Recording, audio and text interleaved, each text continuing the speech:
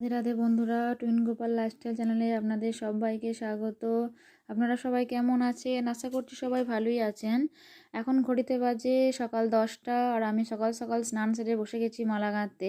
তবে আজকে আমি মালাটা আমার গোপাল সোনাদের জন্য গাঁথিনি। আজ আমি যাব পুজো করাতে, কালী পুজো করাতে।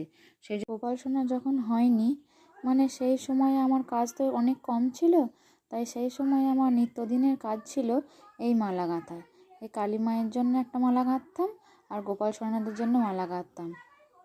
বললাম আজ যখন পুজো করাতে যাচ্ছি, একটা মায়ের জন্য মালাই নিয়ে যাই। অনেক দিন হলো মাকে কোনো মালা গেঁথে দিইনি। তো আমার মালা গাঁথা কমপ্লিট হয়ে গেল। দেখুন মালাটা কেমন হয়েছে। তো এবার আমি পুজোর সব জোগাড় করে নিই। পুজোর জোগাড়ের মধ্যে আমি নিয়েছি সেদ্ধ চাল, সব রকম ফল, সিঁদুর, দক্ষিণা, মিষ্টি আর ধূপ। আমার পুজোর জোগাড় সব কমপ্লিট। এবার আমরা বেরিয়ে পড়তে পারবো পুজো দিতে যাওয়ার জন্য। তো আমরা ছোট্ট গোপাল আর আমি রেডি। আমরা বেরিয়ে পড়ছি পুজো দিতে, আর সঙ্গে আমার মেয়েও যাবে। তো আমরা রাস্তায় যাচ্ছি। এই ঠাকুরতলাটা আমাদের বাড়ি থেকে খুব একটা দূরে নয়। দেখুন হাঁটতে হাঁটতে আমরা মন্দিরে পৌঁছেও গেছি। মন্দিরে বামুন দাদুও চলে এসেছে। এই মন্দিরে নিত্যদিন পুজো হয়।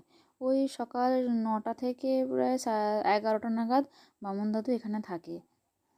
আর শনি আর মঙ্গলবার এখানে মায়ের বিশেষ পুজো হয়।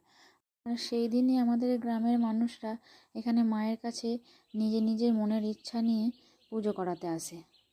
এই মন্দিরের মাকে আমরা তেমাতার মাও বলে থাকি। তো দেখো বন্ধুরা, আমাদের সব পুজো করানো হয়ে গেল। তো পুজোর ভিডিওটা আমি আর করলাম না।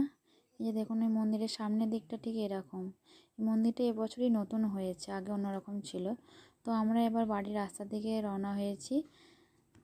দেখুন রাস্তায় যেতে যেতে আপনাদের ছোট্ট গোপাল কেমন ঘুমিয়ে গেছে। তো আমার আজকের ব্লগটা এই পর্যন্তই। আবার দেখা হবে নেক্সট ভিডিওয়ে। রাধে রাধে।